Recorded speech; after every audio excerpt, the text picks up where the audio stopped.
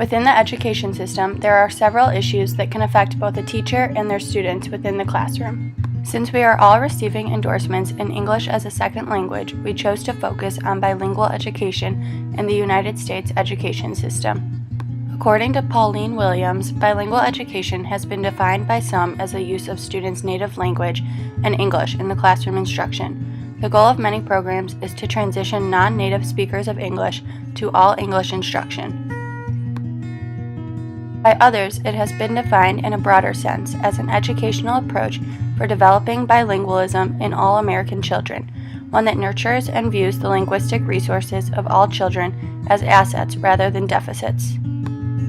In order to get a better understanding of what bilingual education in the United States education system is, we decided to begin with where bilingual education started and why. According to Kim and Hinchy, when the United States was young and expanding, many communities were comprised entirely of immigrants who did not speak English. This is why many states began allowing public schools to use languages other than English. But then, in 1919, people began to become fearful of the immigrants and their many languages. This caused a national unity threat between residents of the United States and the immigrants who had just arrived. Several states then dictated English as their only language for instruction. These policy changes made it obvious that people believed schools should Americanize immigrant students and make them replace their culture with American culture because they felt that this would unite the country. In the late 1950s, the United States began to question their quality of education in comparison to other countries. Doubts arose about English being the only language within the United States, and a need for foreign language instruction became evident.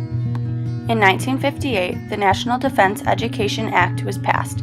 This act encouraged the use of foreign languages in elementary, high schools, and universities. Later on, in 1964, the Civil Rights Movement took place. This movement provided an equal educational opportunity for people of all races and languages.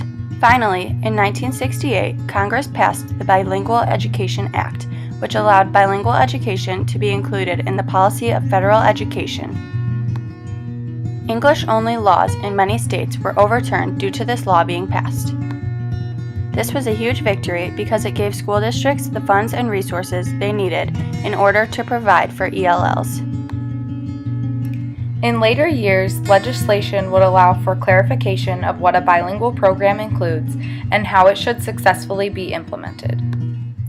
Even though there are significantly fewer immigrants now than there were many years ago, English language learners and bilingual education remains an important issue for foreign-born students.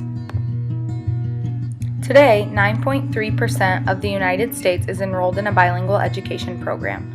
This results in about 1 in every 9 students being an English language learner. According to the book, Why Don't They Learn English?, Lucy C. discusses the importance language plays in both an academic and social setting.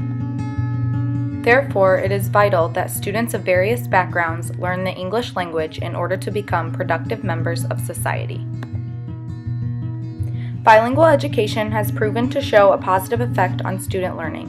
The parties involved in the promotion and implementation of bilingual education within the classroom include teachers, school districts, and policymakers. These parties form the foundation for bilingual education and are the individuals who influence the learning of these students.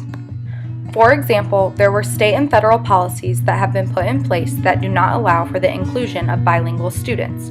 These included the requirement of high-stakes achievement testing such as No Child Left Behind and other statewide programs.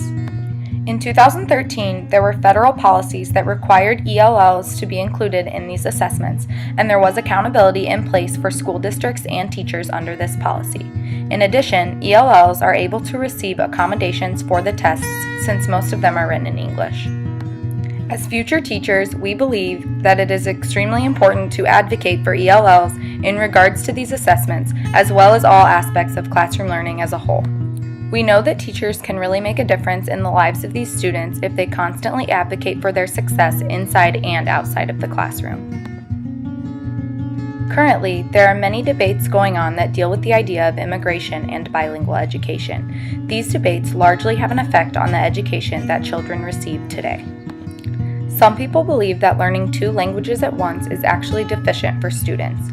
However, we know that when bilingual students are able to use both languages for instruction in the classroom, it actually helps learning English and school subjects. When students do not get bilingual education, their first language is not supported in any way in the classroom. They will not become bilingual or biliterate in English and their home language, which ultimately results in the detriment of their success. With this being said, there are many different stances that are taken when it comes to the idea of bilingual education in the public school system. Those who support the implementation of bilingual education in the classroom feel that bilingual education helps limited English proficient students keep up in other subjects while they learn English.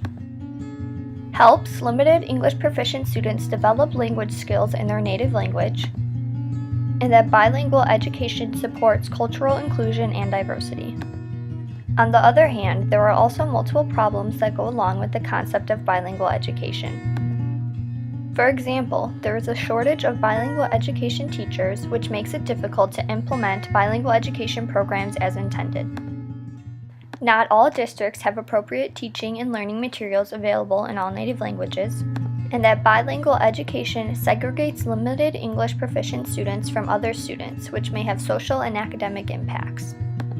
From our own personal experiences, we have also noticed that bilingual education tends to focus solely on the Spanish and English languages, leaving out other languages. Going along with this, schools and teachers tend to worry only about teaching language rather than including an understanding of the culture that the language stems from. We see the benefit and difference that bilingual education has on students across the United States. When looking into the future, we see bilingual education continuing to grow and spread throughout the country. Just recently, the President of the United States has proposed increasing Title III funding because we know our schools need more resources to support our diverse learners. The President also proposed an initiative called Stronger Together, which invests in efforts to bring students and districts across neighborhoods together because we are stronger together. Through the actions of the President and other government officials, we are able to see the push to better the communities and education of English language learners. Therefore, we are able to make the conclusion that bilingual education will continue to be evident throughout the United States public school system.